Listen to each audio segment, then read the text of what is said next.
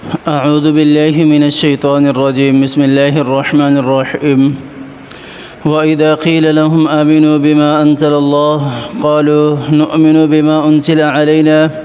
وَيَكْفُرُونَ بِمَا وَرَاءَهُ وَهُوَ الْحَقُّ مُصَدِّقًا لِمَا مَعَهُمْ قُلْ فَلِمَ تَقْتُلُونَ أَنْبِيَاءَ اللَّهِ مِنْ قَبْلُ إِن كُنتُم مُّؤْمِنِينَ وَلَقَدْ جَاءَكُم مُوسَىٰ بِالْبَيِّنَاتِ ثم اتخذتم العجل من بعده وأنتم ظالمون صدق اللہ العظیم۔ اور جب ان یہودیوں سے کہا جاتا کہ ایمان لے آؤ جو کچھ اللہ تعالیٰ نے نازل کیے ہے اس پر، تو یہ یہودی کہا کرتے تھے ہم تو ایمان لائیں گے جو اللہ نے ہم پر کتاب نازل کی ہے اس پر، اور اس کے علاوہ باقی جو کتابیں ہیں اس کی تو ہم انکار کرتے ہیں، اس حال میں کہ وہ کتاب جو ہے وہ تصدیق کرنے والی ہے جو کچھ بھی ان یہودیوں کے پاس ہے اس کی۔ تو اللہ تعالیٰ فرما رہے ہیں کہ اگر ایسی بات ہے تو ان یہودیوں سے پوچھو کہ تم نے اپنے نبیوں کو پھر قتل کیوں کیا اگر تم ایمان والے تھے؟ اور اسی طرح جب حضرت موسیٰ علیہ السلام تمہارے پاس واضح نشانیاں لے کر آ گئے تو تم نے بچڑے کو معبود کیوں بنایا؟ اور تم نے بچڑے کو معبود بنایا حالانکہ تم اپنے آپ پر ظلم کرنے والے تھے بچڑے کو معبود بنا کر۔ اب اس آیت کے اندر اللہ تعالیٰ اہل کتاب کو اسلام کی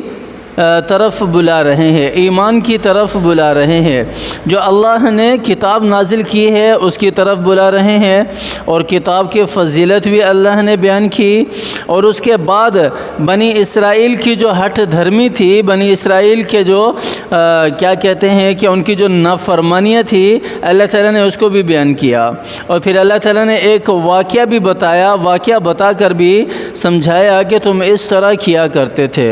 تم سے جو بڑے تھے وہ اس طرح کرتے تھے، تم بھی اسی طرح کرتے ہو، اس لیے باز آ جاؤ۔ سب سے پہلی بات، آپ صلی اللہ علیہ وسلم تمام جہانوں کے لیے نبی بنا کر بھیجے گئے۔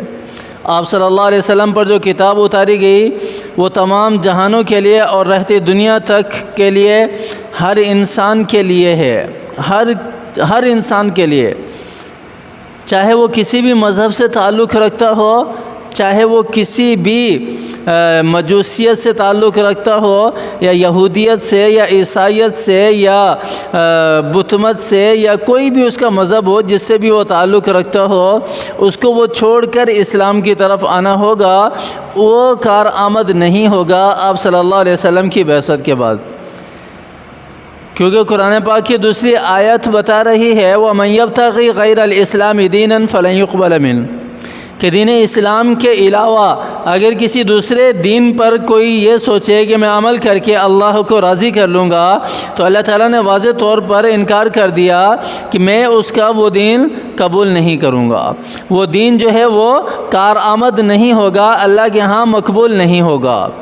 اب دین اسلام ہے، چونکہ آپ صلی اللہ علیہ وسلم ساری دنیا کی طرف نبی بنا کر بھیجے گئے، ہر انسان کی طرف، یہ کتاب ہر انسان کی طرف نازل کی گئی، تو اس کتاب پر اور آپ صلی اللہ علیہ وسلم پر ایمان لانا لازمی ہے، اگر کوئی نہیں لے کر آتا تو اس کی نجات ممکن نہیں ہے۔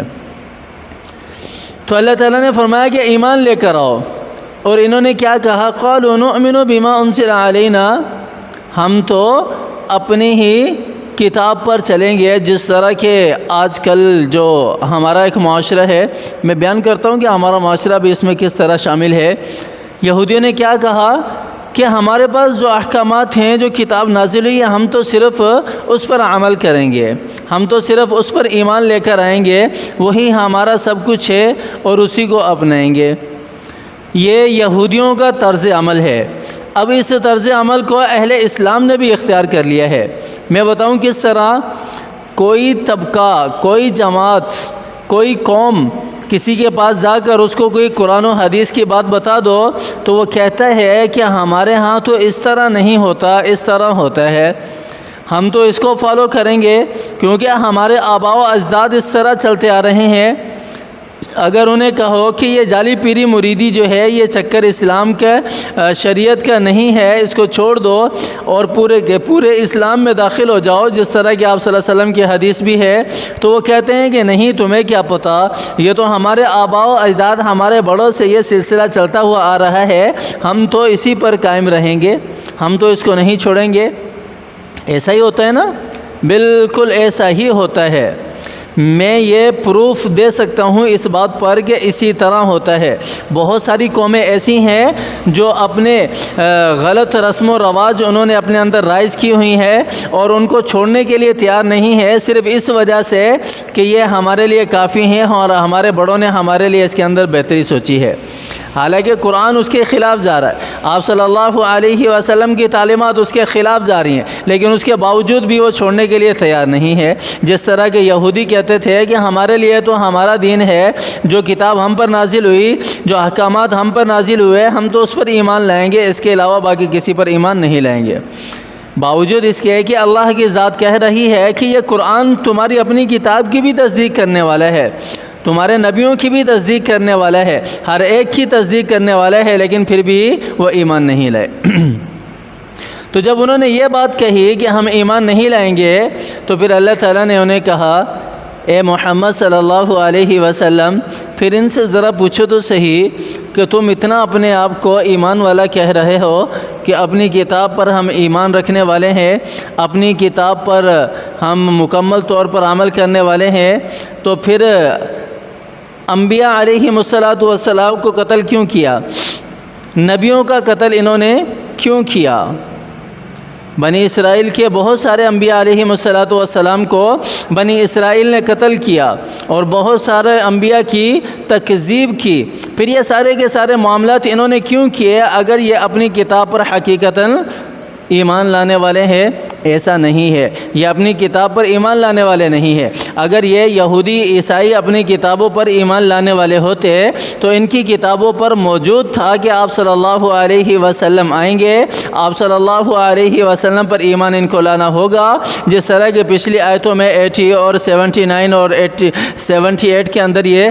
ساری کے ساری 88 کے اندر یہ گزرا ہے کہ یہ آپ صلی اللہ علیہ وسلم کو بھی جانتے تھے، آپ صلی اللہ علیہ وسلم کی نبوت کو بھی پہچانتے تھے، قرآن کے بارے میں بھی جانتے تھے، لیکن صرف اور صرف ہٹ دھرمی کی وجہ سے یہ ایمان نہیں لے کر آتے تھے۔